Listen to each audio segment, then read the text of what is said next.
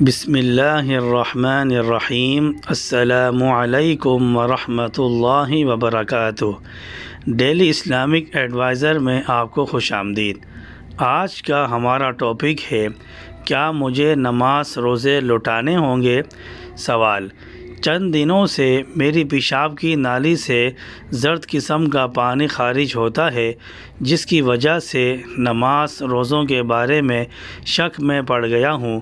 باوجود یہ کہ اچھی طرح وضو کر لیتا ہوں اور پہنا ہوا کپڑا بھی دھو لیتا ہوں، پھر بھی شک رہتا ہے کہ آیا میری نماز اور روزہ درست ہے یا نہیں۔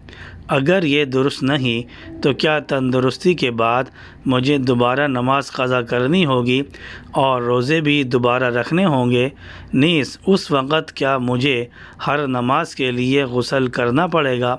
جواب: چونکہ یہ مرض اور بیماری کی وجہ سے ہے، اس لیے ہر نماز کے وقت غسل واجب نہیں، البتہ یہ چیز ناپاک ہے اور اس سے وضو ٹوٹ جاتا ہے، لہذا ہر نماز کے وقت وضو کر لیں اور پاک صاف کپڑوں میں نماز ادا کر لیں۔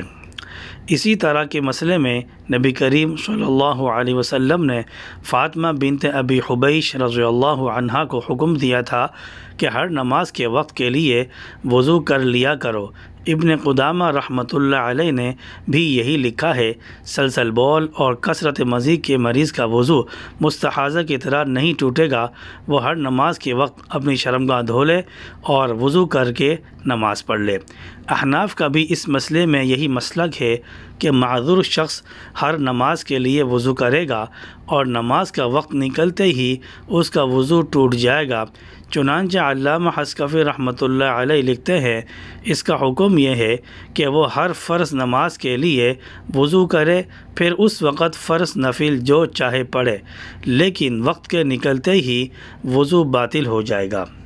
البتہ یاد رہے کہ وضو سے نماز اسی وقت درست ہوگی جبکہ دوسرے نواقض وضو پیش نہ آئے ہوں، لہذا آپ نے جو صورت دریافت کی ہے اس خاص صورت میں آپ کی نماز اور روزے درست ہیں، خواہ شک میں پڑنے کی ضرورت نہیں۔ روزوں کے درست ہونے کے لیے تو ویسے بھی پاک ہونا ضروری نہیں۔